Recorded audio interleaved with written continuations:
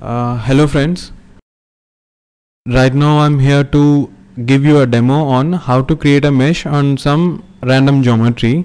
Okay, uh, right now you might be seeing the GUI of ICM CFD software.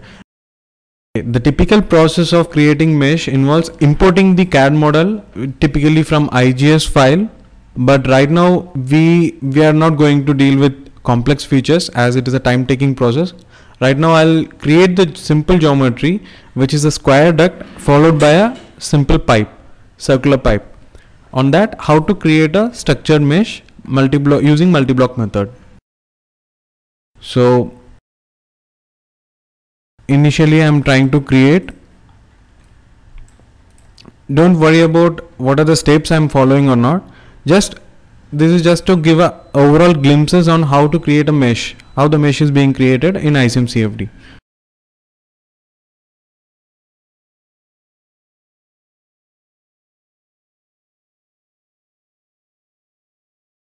I'm just specifying the size of a simple square duct.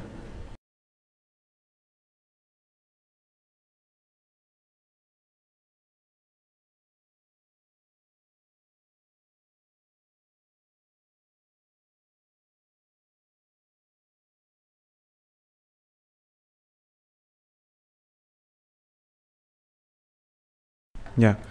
Now a simple square duct of 2 by 2 by 4 size is created. It has created a curves and the surfaces. Okay.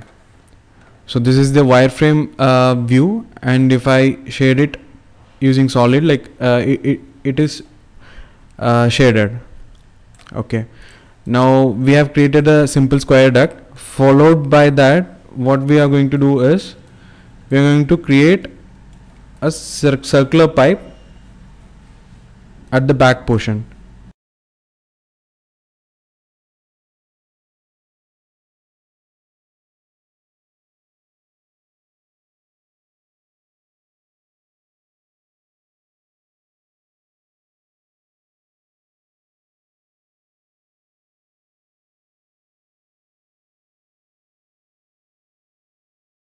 So using some surface creation option,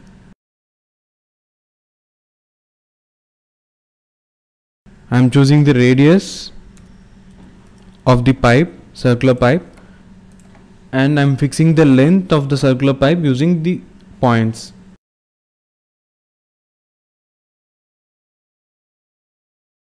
So this seems to be a little bit bigger than what is expected. So I'll just undo the process and reduce the radius.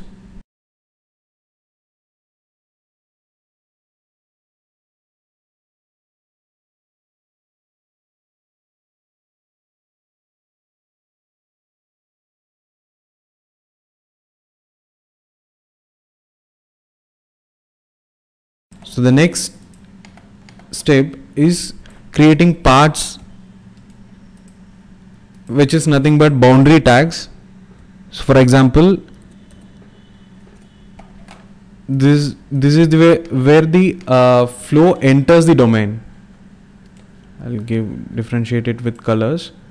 This is the phase where the flow enters the domain, which we call it as inlet.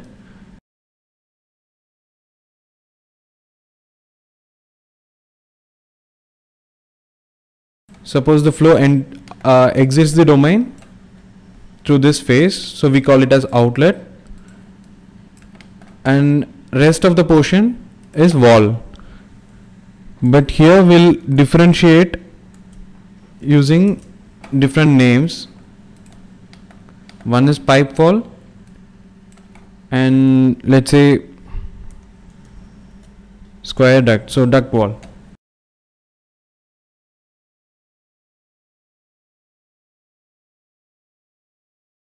So now we have different parts generated. One is inlet, through which the flow enters, and outlet, through which the flow exits, and wall. The domain is bounded by, the flow is bounded by the wall, both pipe and the square duct. Now we are done with the geometry. Just before going to the further steps, like which is meshing, I'll just check the connectivity between all the surfaces which are created using build topology option. Okay,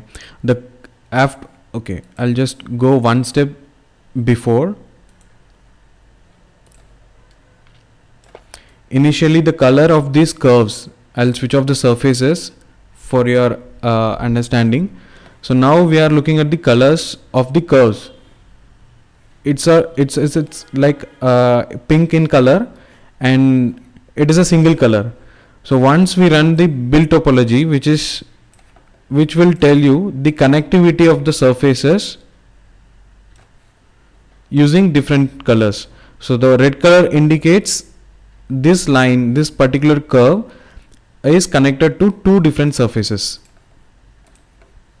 which is like top and the side one. Okay, different colors indicate different the connectivity of that particular curve with the surfaces. So right now you don't have to worry about this. Okay, we'll go with blocking. I'm choosing, as this is a simple geometry, I'm choosing to go for multi-block structured hexahedral mesh. I can create tetrahedral mesh much easier than hexahedral, but as this is a simple geometry, we'll see how to create multi-block structured hexahedron in this space.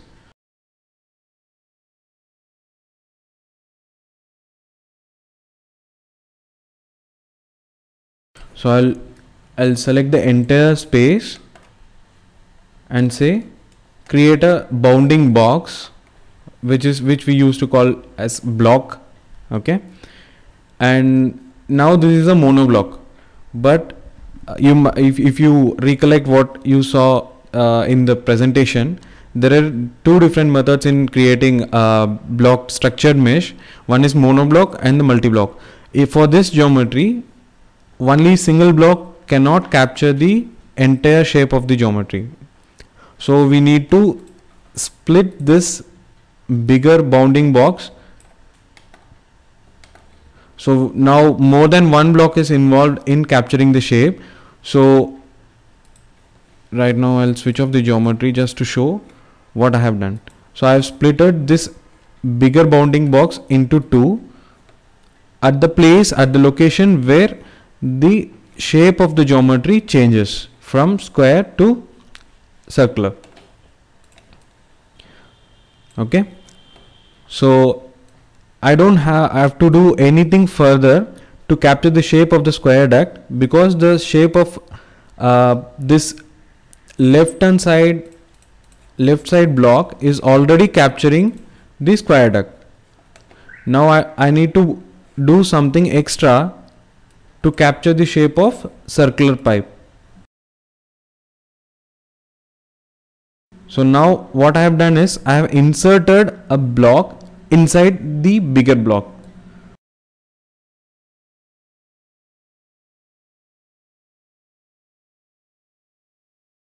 Okay, so after inserting, initially there were two blocks. There was a bigger block. I split it into two at the location where the shape changes from square to circular. Now to capture the circular pipe, I have inserted one more block inside the bigger blocks.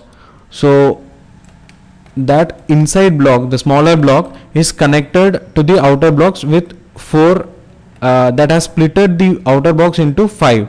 One is the inside one, innermost one, and the other outer on the circumference of it. Now I'm going to delete the unnecessary blocks.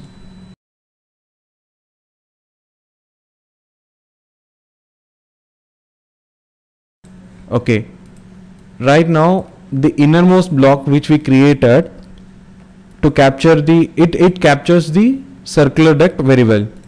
So I'll stop working on the creation of blocks or splitting of the blocks. Now I'll put constraints on the blocks or edges just to guide it to take the shape of the domain or geometry underneath it. If you watch closely, what I'm doing is I'm just selecting the particular edges and guiding it or applying constraint on those edges not to move other than this particular curve, which is circle. And if you see, I'm applying similar kind of constraints on vertex to the points. What it does is arrests the degree of freedom of that particular vertex to move out of that location. So now I'm done with constraints. The next step is applying number of nodes or number of mesh counts, mesh cell elements on three different directions. One is I, J and K. I is nothing but X, Y, Z directions. So I'll start with Z direction. Let's say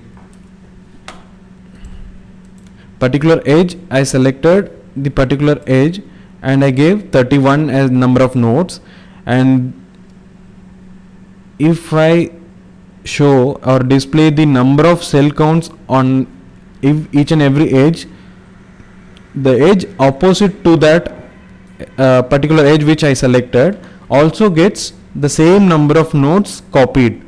This is the rule or beauty of structured multi-block, because it has to follow the same pattern of mesh elements. So once you have selected a particular edge, for example on this circular pipe, the block created for the circular pipe, I selected one of the edges and changed the number of nodes to 41. All the other parallel edges, not the adjacent edge, but all the parallel or opposite edges gets the same number of nodes. This is a rule of structured multi-block. So I'm done with Z direction, which is the flow direction. Now I'll give number of nodes in X and Y directions.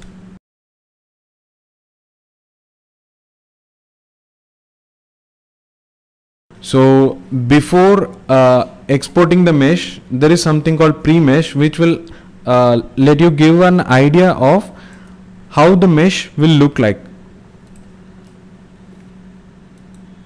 I'll just shade it and switch off the edges. So the number of the square block, which was initially like this, after applying the constraint or guiding these edges to take the shape of curve, see, this arrow mark indicates this particular edge is going to take the shape of the curve. So the square block is made to take the shape of the circular pipe. So this is how a structured mesh is created. Now further step is checking the quality. There is some quality criteria for structured mesh. So now close to 0 is bad elements and close to 1 is a ideal good element. Okay, so now I just want to see the worst elements in the domain. Okay, I can see all the worst elements are coming in the circular pipe. If I want to improve those, I need to understand why these elements are bad.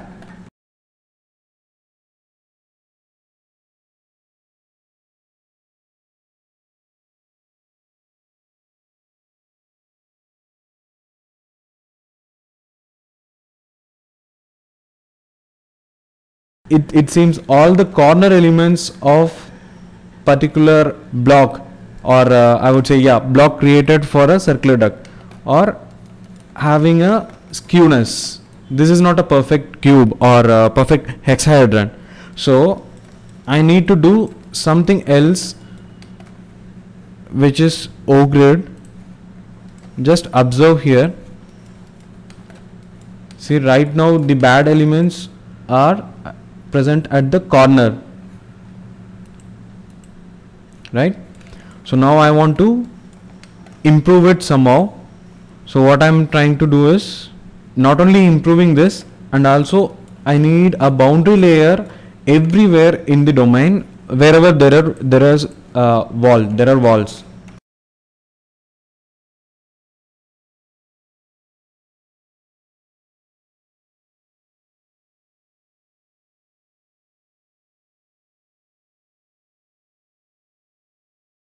Don't worry if you're not able to follow this step. This is just an tool which helps you to improve your mesh skewness near the walls and also to create a boundary layer.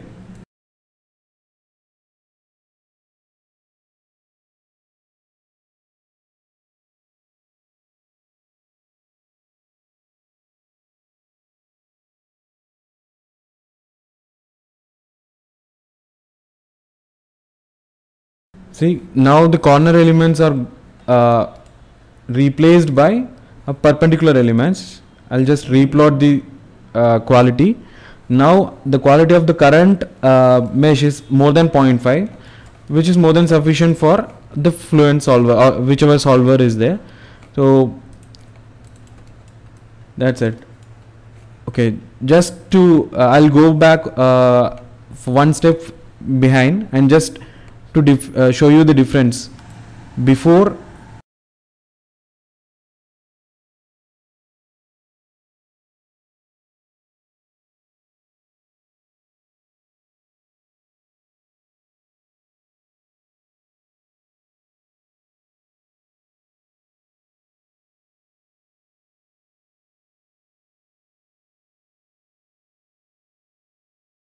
Before creating this boundary layer mesh, the skewed elements were there, and near to the wall, the spacing first cell near to the wall, the spacing is differs, like different spacing is there at different portion of the wall. So after creating the boundary layer mesh and assigning some number of nodes on that, this has improved the skewness and also provide us the boundary layer mesh. So this is the process of creating structured multi-block using ICM CFD for a simpler geometry. The concept is similar. You can apply the same concept, create a bigger bounding box, split the bounding box or block wherever the shape of the geometry is changing, and remove the unwanted blocks and keep the block which is closer to the geometry, like what we did for to capture the shape of circular pipe, and assign number of nodes. And before assigning number of nodes, you have to assign constraints, or I would say the association is the term in ICM CFD. So associate particular edges to the curves to take the shape of the geometry. Yeah, and assign the number of nodes and improve the quality of you can check the quality of cells created, and if you feel the quality has to be improved, you can use boundary layer mesh or O-grid, which we call in ICM CFD O-grid. You can use that option to create a good quality mesh. I guess that's it. Now you can save the mesh and import it, like export it to the solver, whichever solver is required.